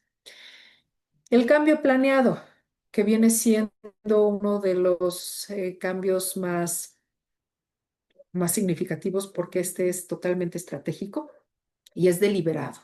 O sea, es con toda la intención de que vamos a cambiar. prácticamente es les guste o no, vamos a cambiar y está basado también en un diagnóstico organizacional. Es decir, ya hay resultados que de manera concreta me están diciendo, me están explicando que es importante cambiar porque de lo contrario puede haber muchos problemas. Y el cambio reactivo, que es en función a esa respuesta de crisis o presión externa, y en donde definitivamente tenemos que entrar a la situación tal y como se presenta. Ahora, el tema de la cultura en un cambio organizacional va a impactar fuertemente porque va a ser la impulsora de ese cambio o bien puede ser la que dilapide el cambio a través de una fuerte resistencia. Y entonces las claves para el cambio cultural tendrían que ser una serie de pasos que nos permitan ir avanzando progresiva pero paulatinamente en este proceso. ¿Cómo podemos hacer de ello conscientes a las personas, sobre todo en el tema cultural, cuando hay una fuerte resistencia? Bueno, parte de ese cambio es el diagnóstico cultural, que a través ya de un estudio me permita mostrar evidencia de que es necesario realizar ese cambio. También la comunicación clara, eh, comunicarlos a todos, exponer la necesidad de ese cambio, hacerlos partícipes también de ese cambio, porque de esa manera se van a sentir también importantes y tomados en cuenta, dado que cada quien va a ejercer un rol específico en pos del cambio.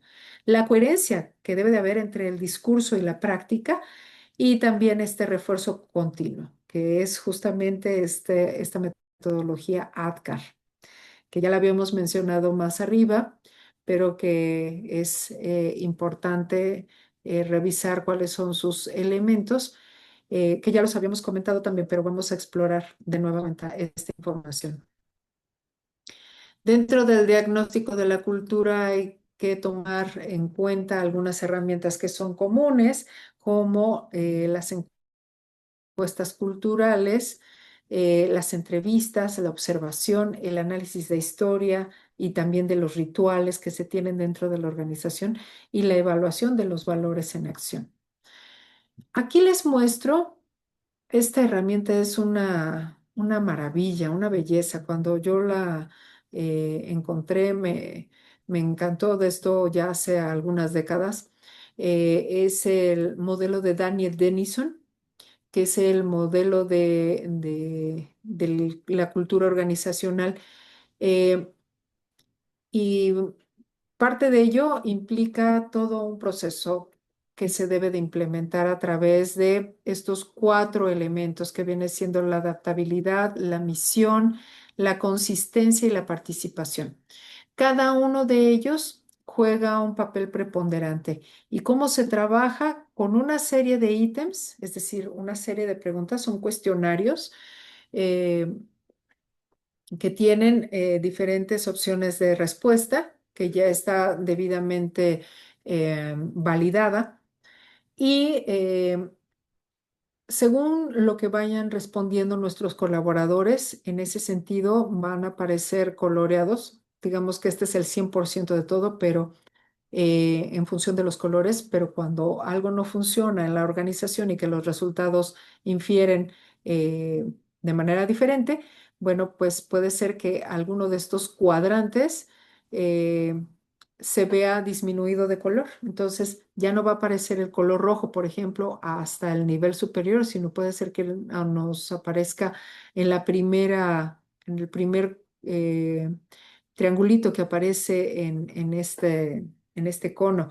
Y es que si ustedes observan, dentro de la adaptabilidad nos habla de esos patrones, las tendencias y el mercado. Si estamos escuchando al mercado, si se traduce la demanda del ambiente en acciones. Y aquí, dentro de la adaptabilidad están los valores de la creación de cambios, del enfoque en el cliente y del aprendizaje empresarial. Aquí tenemos un punto de vista externo. Tanto el azul como el rojo son un punto de vista externo. Dentro de la misión tenemos la dirección, el propósito y los planes. Sabemos a dónde vamos. Este es un cuestionamiento importante y esto define una dirección significativa y de largo plazo. Entonces, cuando se les pregunta a los colaboradores si conocen la intención y la dirección estratégica, si conocen las metas y objetivos y la visión, bueno, ¿cómo es que es? Y aquí vemos los resultados.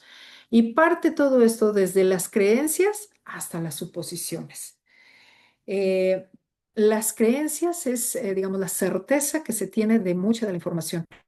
Y también trabajan estos ítems bueno, estos cuestionarios en función de las suposiciones. Entonces aquí vemos qué de toda la información realmente conoce nuestro colaborador o nuestros colaboradores y cuál es esa información que de plano pues suponen que está bien, pero del todo no están enterados. Y eso habla mucho del tema de la comunicación interna en la organización. También están el punto de vista interno que viene siendo este bloque amarillo y el bloque verde que nos habla en la participación del compromiso, del empoderamiento y de la responsabilidad.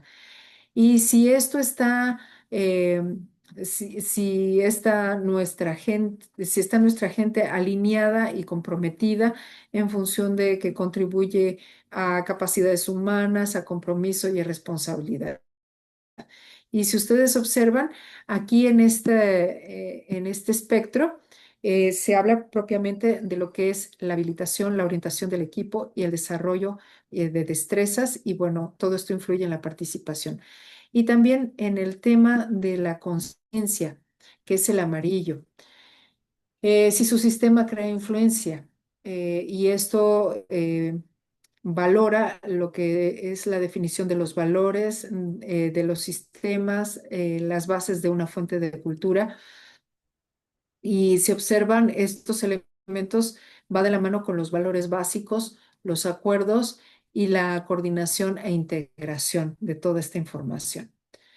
Entonces es muy interesante poderla considerar.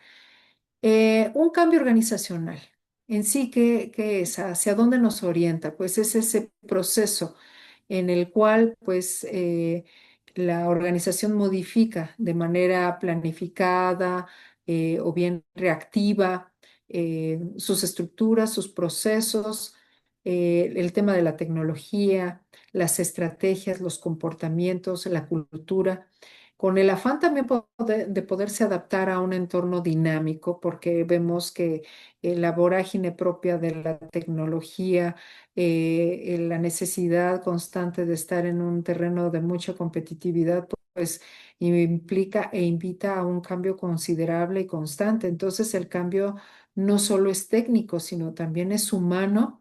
Y es cultural y esto nos va a ayudar a tener un mejor desempeño dentro de la organización. También esta transformación cultural no debe de ser impuesta, debe de construirse y para construirse pues debemos de cambiar comportamientos, alinear los sistemas y procesos que en un momento dado identifiquemos que nos están entorpeciendo, reforzar nuevas prácticas y también tiempo y constancia. Esto se tiene que hacer con tiempo. Y bueno, yo les mencionaba y les preguntaba si recordaban de sesiones anteriores de este modelo ADKAR.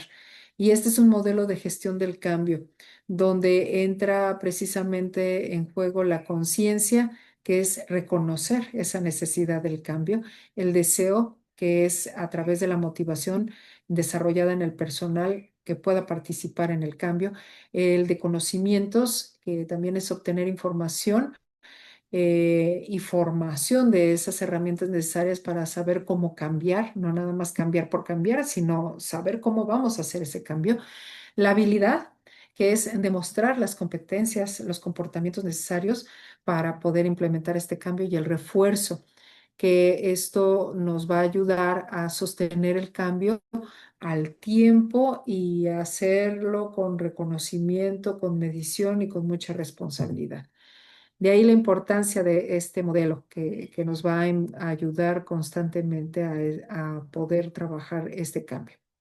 También está otro modelo, un modelo de gestión del cambio de Kurt Lewin. Este tiene mucho tiempo, ciertamente, porque es el pionero. Pudiéramos decir que Kurt Lewin viene siendo el padre del desarrollo organizacional.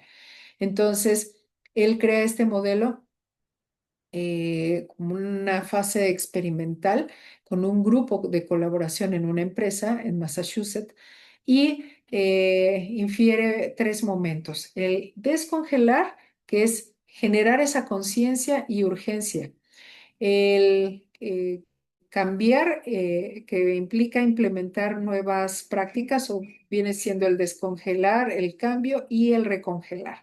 El recongelar es consolidar el cambio. Entonces, vemos aquí cada uno de estas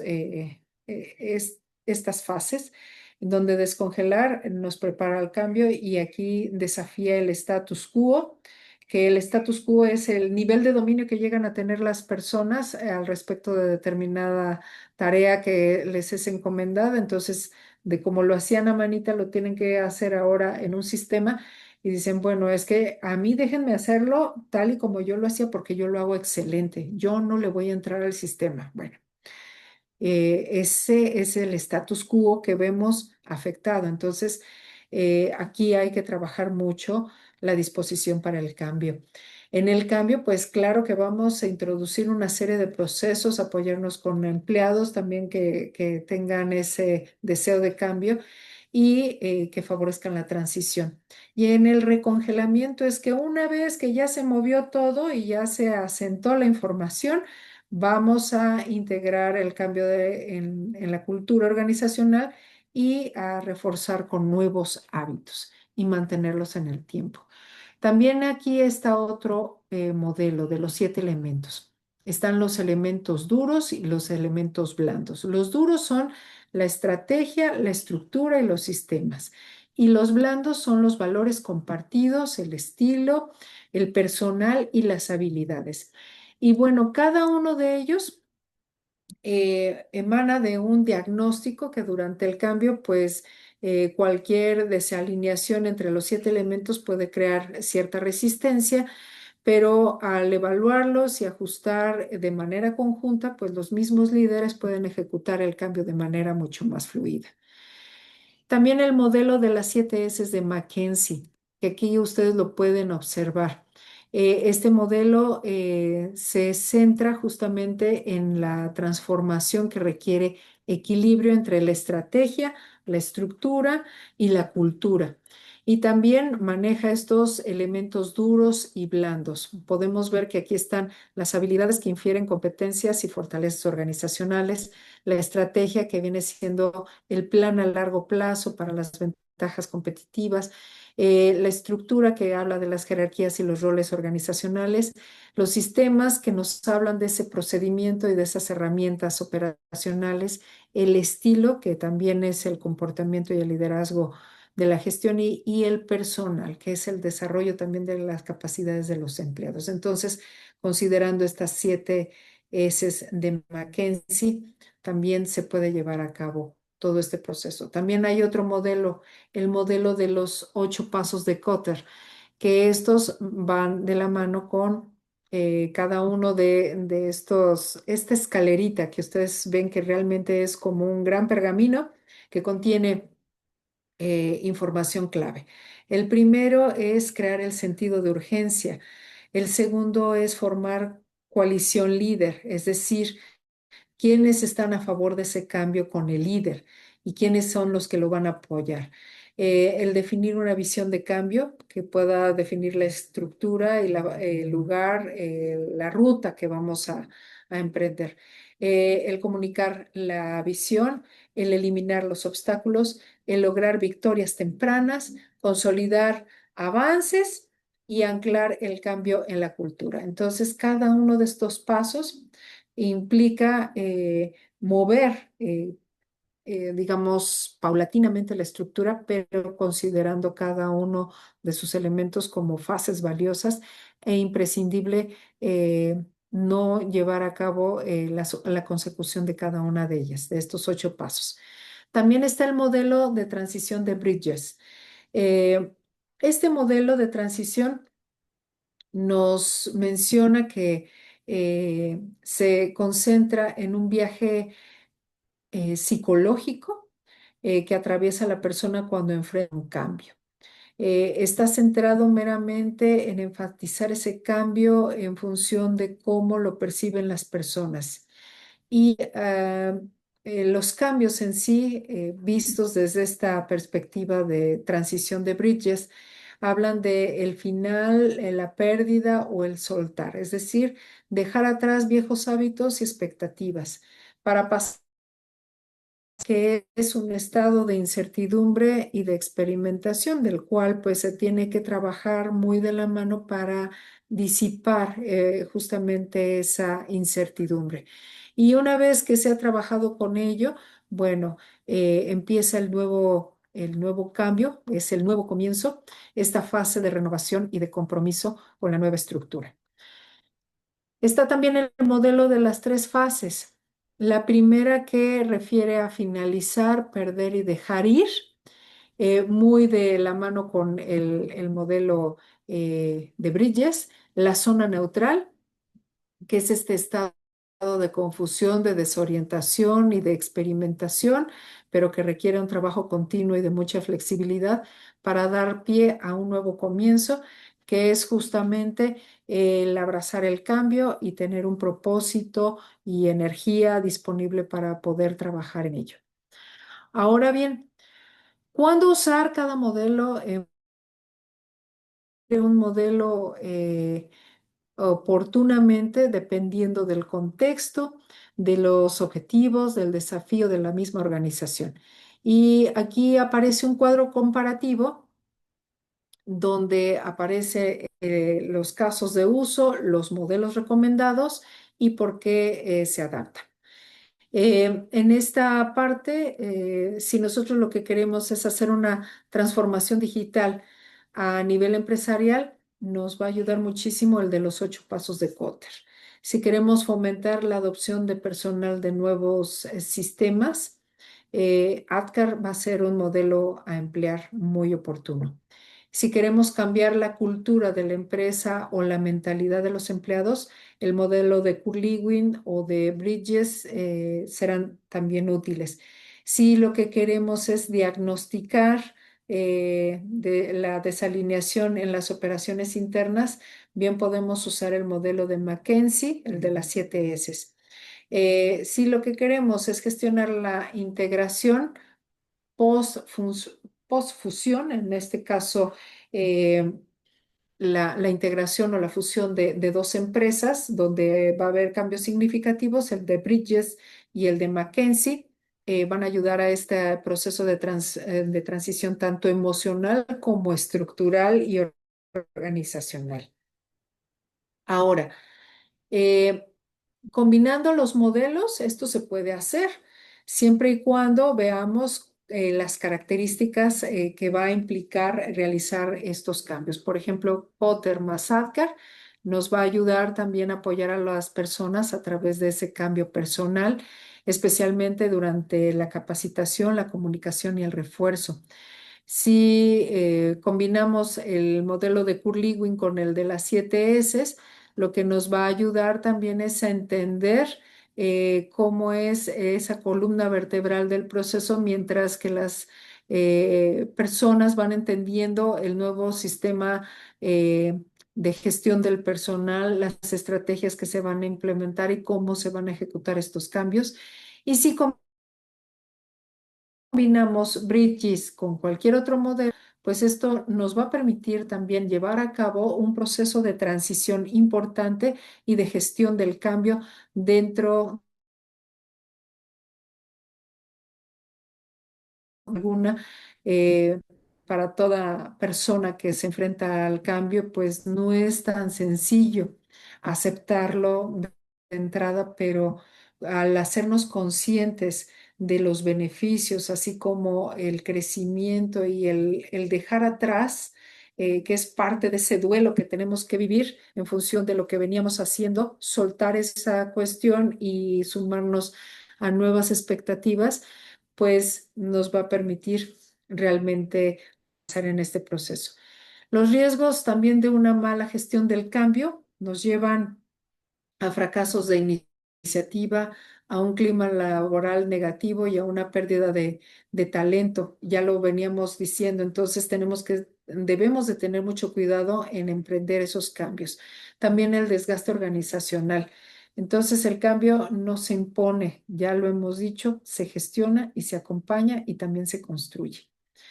Y bueno, parte de ello nos implica hacer uso también de muchas herramientas. Las herramientas clave son la comunicación constante para poder ejercer ese cambio correctamente y acompañar a las personas en este proceso, la capacitación, la participación, el liderazgo cercano y el refuerzo positivo.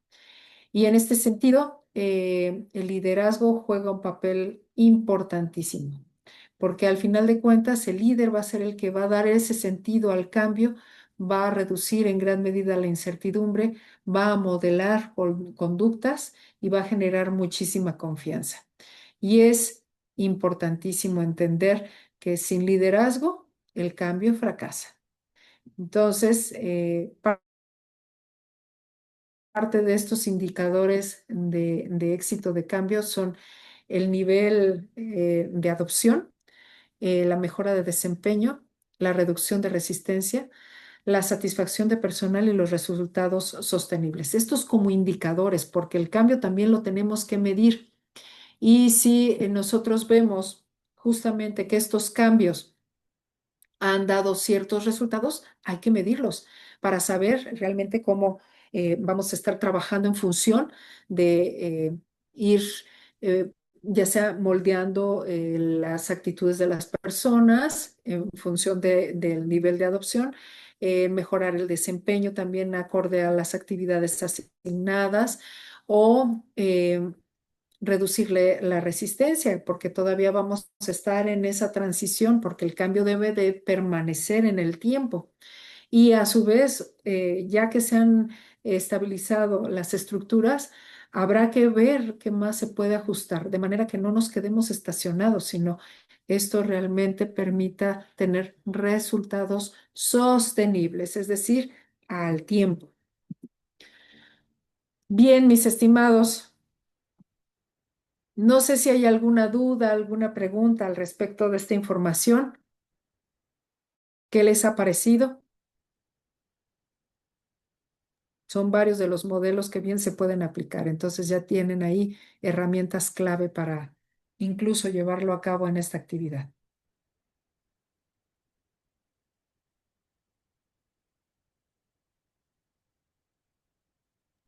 Todo bien, doctora, de mi parte, bastante interesante lo que se tocó el día de hoy. Creo que sí tiene que ver mucho con lo que sucede en las organizaciones y no saber cómo a lo mejor em, hacer estos cambios y apegarse, ¿no? A lo que Así es.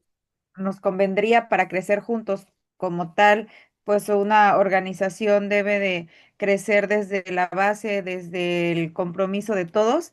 Creo Ajá, que es importante trabajarlo, esta parte de la capacitación también para poder fomentar la cultura y que no sea nada más me urge el puesto, lo cubres y ya, aventarte nada más así hacia arriba, sino es, que así es.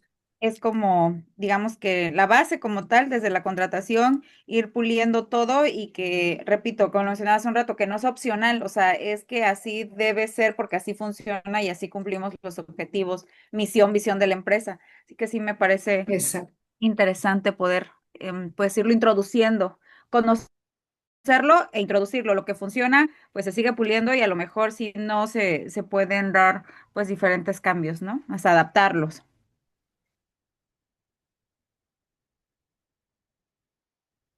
Así es, maestra Yulisa. Muchas gracias y muy interesante también tu aportación. Es crear realmente esta conciencia en las organizaciones. Si queremos emprender los cambios, hay que formar a las personas para ello y no aventarnos todos como al voladero, ¿no? A experimentar, a ver qué pasa, ¿no? Pero tenemos que cambiar, pues no, no es nada más cambiar por cambiar, hay que estructurar estos cambios, darles sentido, darles fuerza, invitar a las personas, hacerlos hacernos conscientes de la necesidad de este cambio. Bien, eh, dentro de la actividad de cierre, que tendrán ustedes que trabajar la propuesta de intervención de desarrollo organizacional. Esto va a invitar también a poder integrar los aprendizajes de los módulos previos en una propuesta concreta de mejora organizacional. Por ello, las instrucciones van de la mano con diseñar una propuesta individual de intervención de desarrollo organizacional que implicará que ustedes puedan construir alrededor de 4 o 5 cuartillas. Si se urgen más, no hay ningún problema, donde puedan incluir estos 6 puntos: el diagnóstico breve del problema organizacional, eh, el objetivo de la intervención, las áreas involucradas, es decir, las personas, los equipos, las estructuras, la cultura, las acciones específicas de intervención, los indicadores de seguimiento y evaluación y las consideraciones éticas y humanas. Parte de los criterios de evaluación van a ser la integración de las 4 unidades, retomando y recabando meramente lo esencial, la claridad y la viabilidad de la propuesta, el enfoque ético y centrado en la persona y la coherencia metodológica. Esta actividad de cierre estará para entregarse el día 30 de enero antes de las 23:45 horas. Entonces, no sé si hay alguna duda, algún comentario, si es clara la instructiva de la misma actividad para que ustedes la puedan realizar. Y bueno, les escucho. Doctora, buenas noches. Este, Buenas noches, Daniel. con respecto a la actividad, fíjese que yo ya empecé a trabajar en ella Ah, y muy bien, específicamente, pues la propuesta que estoy haciendo, la descripción de la problemática que me enfoqué a realizar tiene que ver específicamente con lo que usted hoy habló, que es el cambio en la organización. muy bien. En la institución donde trabajo hace un año o 2 meses, hubo cambio de administración y obviamente, pues, el personal de confianza tuvo cierta rotación. Entonces Ujú. ahí, pues, ya especifiqué algunas situaciones que se han venido dando con respecto a esos cambios y de acuerdo a al trabajo final que usted nos pide, tengo una duda solamente en el punto número 4, doctora. En las acciones Ujú. específicas de intervención se refiere a la propuesta de mejora que yo eh, pues debería realizar para que pues toda la problemática que encontré no se diera. No, más bien Ajá. específicamente a qué modelo de intervención van a usar. Ah, ok, El modelo de perfecto. Curlewin, el modelo ADCAR, el modelo de las 7 S de McKenzie, el modelo de los 3 pasos, cualquiera de esos, porque como son acciones específicas de intervención, realmente Ujú. esos modelos ayudan a la intervención. Cualquiera de esos, o bien la combinación, porque ya vimos que se pueden combinar algunos de los modelos y estos nos dan ciertos resultados. Por ello, la importancia de la tabla donde vienen las ventajas que cada uno de los modelos o de estas acciones de intervención, claro, aquí yo lo menciono como acciones de intervención en relación quizá a ahí me faltó especificar, lo voy a acomodar, pero bueno, ya ustedes lo saben, que esas acciones específicas de intervención van de la mano con qué modelo van a emplear, porque el modelo es el que determina qué acción se va a emprender, dado los pasos en los cuales se puede trabajar cada uno de los modelos con sus respectivas características, o la combinación de dos, o de todo un poco, ya vimos que también se puede, ¿no? Entonces, lo que se considere oportuno, maestro Daniel. De acuerdo, doctora, gracias. Sí, con mucho gusto. Bien, no sé si hay alguna duda, algún otro comentario.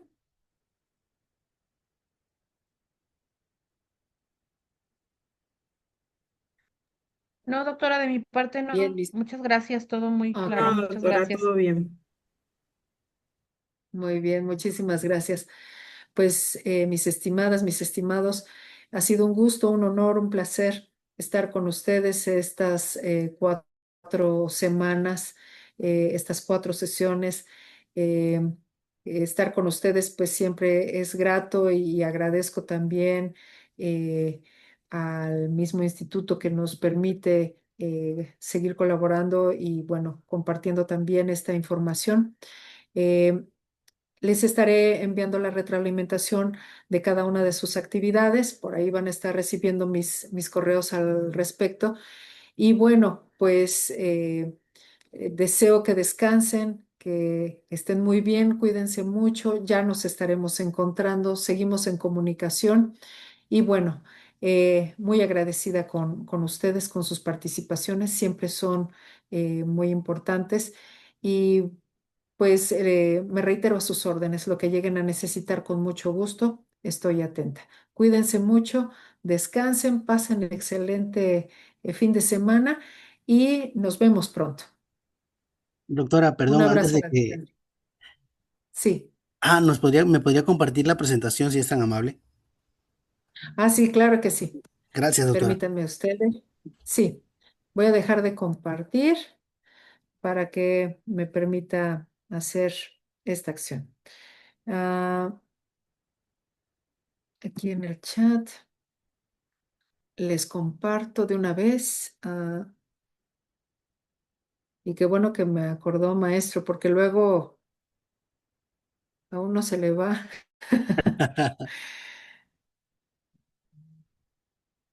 A veces uno se inspira y ya, se le olvida a uno. Perdón por interrumpirle, estaba Listo. usted, No, no, no. Al contrario, no, no, no me interrumpió, maestro, al contrario, ya era necesario. Ya quedó. Ya está la presentación en el chat para que la puedan bajar. Y muchas bueno, gracias. pues les agradezco muchísimo. Espero que esta información también sea de utilidad y que les ayude también en su ejercicio personal y profesional. Cuídense mucho. Les mando un gran abrazo y seguimos en Gracias, comunicación. doctora. Igualmente, que esté muy bien. Muchas Gracias, buenas gracias, doctora. noches. Buenas noches. Muy buenas Gracias, noches. hasta Cuídense luego. mucho. Gracias.